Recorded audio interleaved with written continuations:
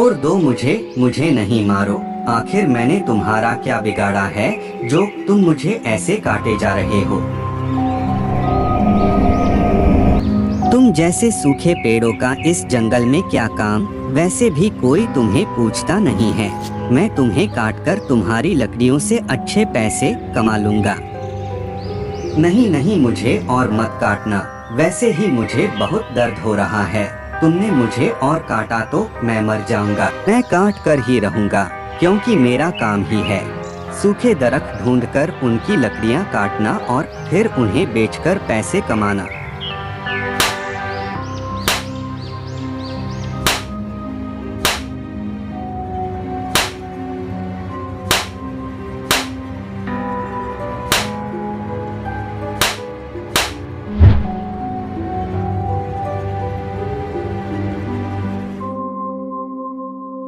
जंगल में आसपास 2 पेड़ थे। एक पेड़ बहुत सूखा था,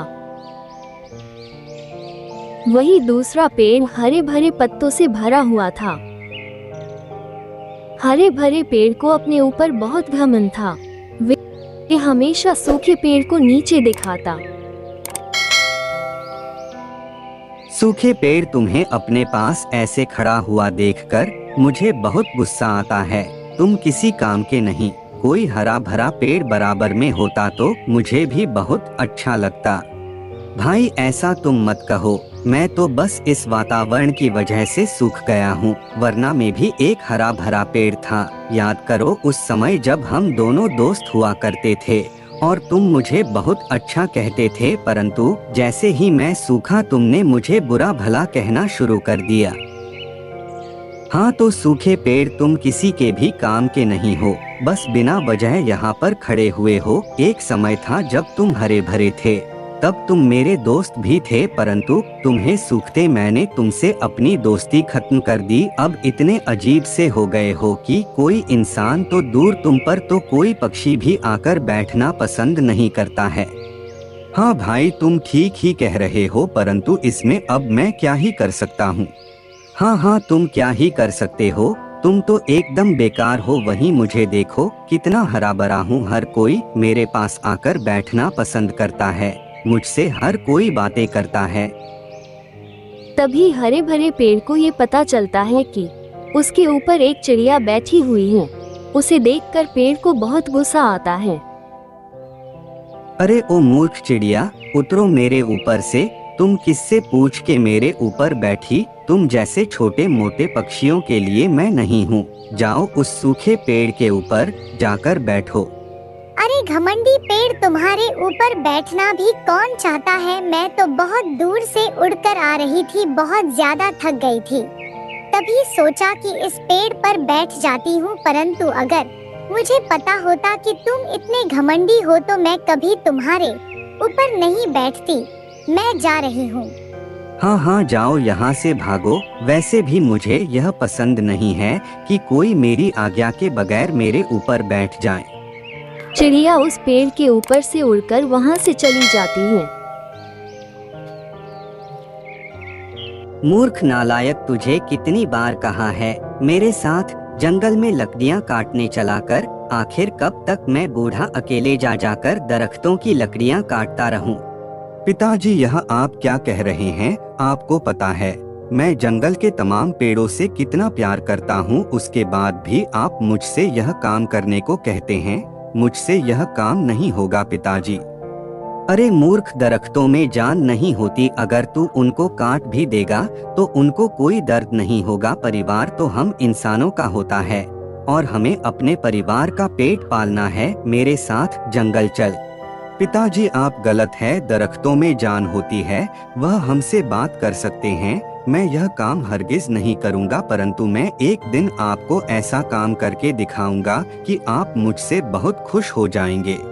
हाँ तूने काम कर लिया और मैंने देख लिया। मुझे तो लगता है अब तो जिंदगी भर घर पर बैठकर आराम ही करेगा।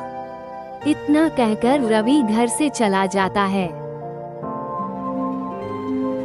पता नहीं हमेशा पिताजी मुझे दरख्त काटने का काम ही क्यों देते हैं, जबकि वह मुझे दरख्तों से कितना प्यार है। मैं उन्हें कभी नहीं काट सकता। मैं तो घंटों बैठकर दरख्तों से बातें करता हूँ। यह लकड़हारा तो कभी नहीं बनने वाला, परंतु मुझे कुछ ऐसा काम करना होगा जिससे मेरे पिताजी बहुत खुश हो जाए और उसके बाद उनको जरा भी मेहनत करने की जरूरत ना पड़े। रवि एक अच्छा इंसान था। वो हमेशा दरख्तों के बारे में सोचता था और उनसे बहुत प्रेम करता था।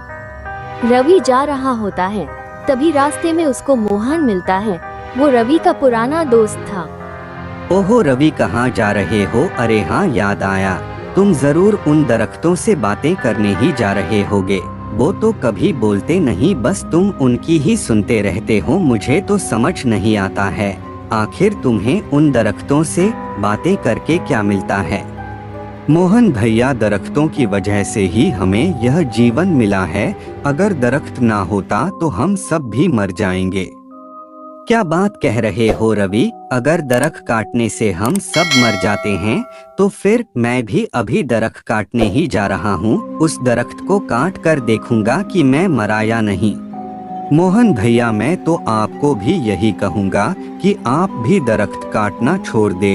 अगर हम सब ऐसे ही दरख्त काटते रहे तो दरख्तों की संख्या बहुत कम हो जाएगी और हम सब फिर मर भी सकते हैं। जाओ जाओ भाई, तुम अपना काम करो और मुझे अपना काम करने दो, और तुम ज्यादा मेरे साथ नहीं घूमा करो, वरना तो लोग मुझे देखकर कहेंगे कि मैं एक पागल के साथ घूमता हूँ। ठीक कहा आपने, मैं एक पागल ही हूँ, एक पागल जिसे दरख्तों का इतना ख्याल है। तभी मोहन रवि की बात से गुस्सा होकर वहाँ से चला जाता है। एक लकड़हारा था, उसने जंगल के काफी सारे दरख्तों को काट दिया था और आगे भी वो दरख्तों को काटे ही जा रहा था।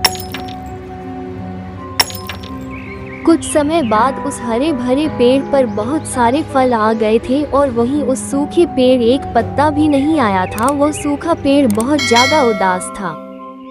भैया, तुम पर तो बहुत सारे फल आ चुके हैं। इन फलों के साथ तुम बहुत सुंदर लग रहे हो। अब ऐसे बोल बोल कर मुझे नजर मत लगाओ। मैं जानता हूँ, मैं हूँ ही इतना अच्छा। मुझ पर फल नहीं आएंगे तो क्या तुम जैसे पेड़ों पर आएंगे? भैया, ऐसे मेरा मजाक तो मत उड़ाओ। तुम देखना, एक दिन मैं भी हरा भरा हो जाऊंगा। हाँ, और वो दिन कभी नहीं आएगा। तुम हमेशा सूखे पेड़ ही रहोगे और फिर एक दिन कोई लकड़हारा आकर तुम्हें अपनी तेज धार वाली कुल्हाड़ी से काट डालेगा।